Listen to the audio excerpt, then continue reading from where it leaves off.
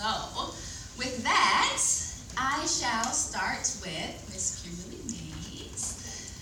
Kimberly, can you tell everyone what you do? Okay, sure. So, hi everyone, I'm Kimberly from New York City. So, a little bit about myself is, back in October, I launched a business called Foolishly Creative, and it's a web design and now a branding company, so it's part of one. And really what I do is I build websites for solopreneurs.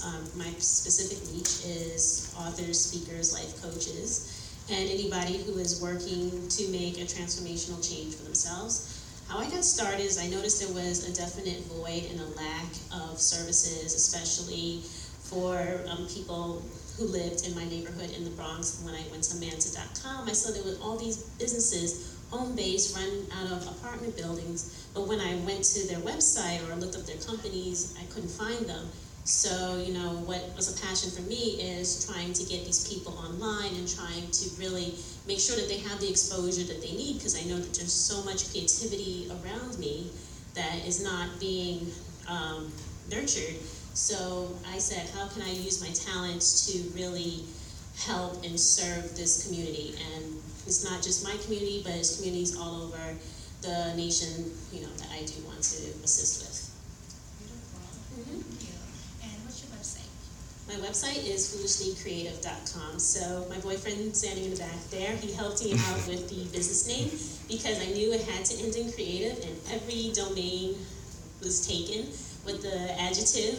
And he's like, what about Foolishly? I was like, oh, that'll work. Thanks, so boyfriend. That's how that happens, yes.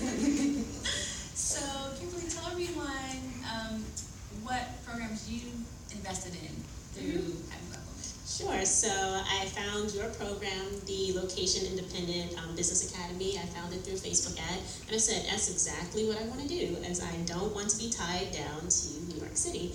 So at first I said, okay, well, let me just go to the webinar and just see what it's about. And I was diligently taking notes, and then I said, you know what, I'm just going to invest in the money to do the program. And the program was more than worth it because, every week we got to meet on Zoom, and it was great. I had an accountability partner, so I did a lot of things that I didn't even think I was going to do. I thought I was just going to start a little website on the side and have it be a passion project. But then I really said, okay, this could be a viable business. It's a skill that I have. So then I went to Washington, D.C., and I went to the live event, and I was just so amazed by the energy in the room and the community, and I was like, I cannot leave this. I was like, I don't want to leave this. It's like, where am I going to go if I leave this? So that's what drove my decision to join the mastermind program, because I really did not want to leave. I said, okay, if I leave, I know that I need a next step, and I had not that I didn't have another choice, it's like I didn't want another choice. I did not want to leave, so that was my next step. Cool. So what transformation or results have happened for you or in your business since you made those decisions? Okay, so the transformation for me is, as you may have noticed, I'm a little bit of a quiet person, I'm a little bit introvert. The transformation for me is I've always been behind a computer screen. I love coding, I love development. I like doing any sorts of programming, nerdy stuff. I love it all. So the transformation for me is really putting myself out there and just being seen and being heard. So I noticed skills that I never thought I would tap into before taking these programs. So now I call myself a brand coach because I noticed that when I get around people who own small businesses, I'm always giving out this advice. And it's like, well, I can help with that too. That can be a service that I add on to my web design. So now I don't have to be another commodity. I can actually do something that adds value to a skill that I already have. Amazing. Yeah. How many of you know you need to put yourself out there even though you're an introvert? Yes. Yes, it's necessary. Right. Cool. So what advice would you give? What one piece of advice would you give to somebody sitting here knowing now? Okay, so my piece of advice is this. Okay, so I know that all weekend long, or yesterday and today, we've been saying, you're never going to be ready, and just go and don't think. So I can personally attest to that because I have computer science degree, and I also have an MBA in entrepreneurship. And although I've taken the courses, I've done the work, I've made business plans and stuff, I still don't feel ready.